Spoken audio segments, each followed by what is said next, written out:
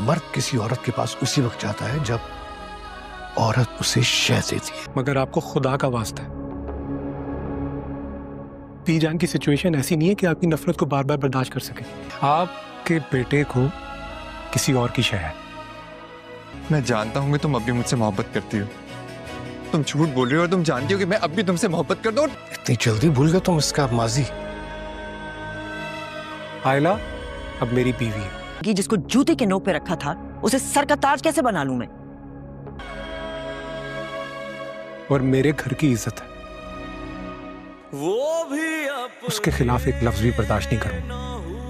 अब चाहे मुझे सर का ताज बना के अपने सरों पे मत सजाए। तुम भी मुझसे मोहब्बत करती हो। मेरी बात आयला, मेरी बात सुन। बीजान की तबीयत बहुत ज़्यादा ख़राब होती है, सभी हॉस्पिटल में होते हैं तो वहाँ पर भी कोई ना कोई रोला डाल ही दिया जाता है। जो होता है शामी का बाप वो वहाँ पर आ जाता है और कहता है कि लड़की जब तक किसी को शय ना दे तब तक कोई उसके करीब नहीं आ सकता।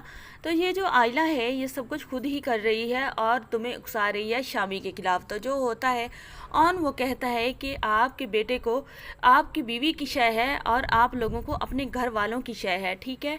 मेरी बीवी ने किसी को कोई शय नहीं दी और मेरी बीवी जो है वो आयला जो है मेरी बीवी बन चुकी है और मैंने उससे निकाह किया, शादी की है।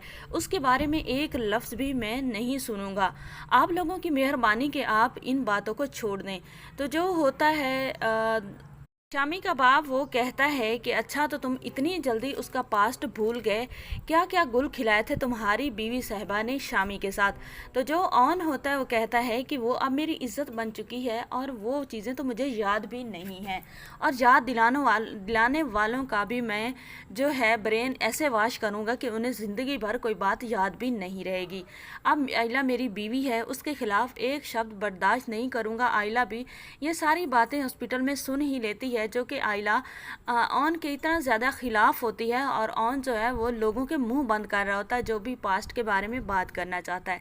तो अब आयला भी सोचने पर मजबूर तो हो जाएगी कि ऑन कितना अच्छा इंसान है। दूसरी तरफ शमसा जो होती है वो कह रही होती है आयला से कि जिसे कल तक जूते की नोक पर रखा है, हमारे टुकड़ों पर पलता रहा, आज हम उसे कैसे सर का ताज बना लें और कैसे उसे दामाद कबूल कर लें। तो जो ऑन होता है वो सारी बात सुन लेता है, उसे बहुत ज़्यादा बुरा तो लगता है। वो आकर कहता है शमसा के कि भले आप मुझे सर का ताज ना बनाएं लेकिन ये वक्त जो है, ये सिचुएशन जो है इन बातों की नहीं है। पहले भी आप लोगों की वजह से बीजान की इतनी ज़्यादा तबीयत ख़राब है और प्लीज़ कुछ टाइम के लिए सुकून कर लें। पूरी ज़िंदगी पड़ी है मुझे जूते की नोक पर रखने की और मुझे सर का ताज ना बनाने की। ये बात करके जो ऑन होता है वो तो चला जाता है क्योंकि एक वाहिद सहारा तो उसकी बीजान है जिसके सहारे पर वो इस घर में और इस दुनिया में रह रहा है। आने वाली एपिसोड में आपको ये सब दिखाया जाएगा। चैनल पर नीत वीडियो को लाइक शेयर, चैनल को सब्सक्राइब कर दें।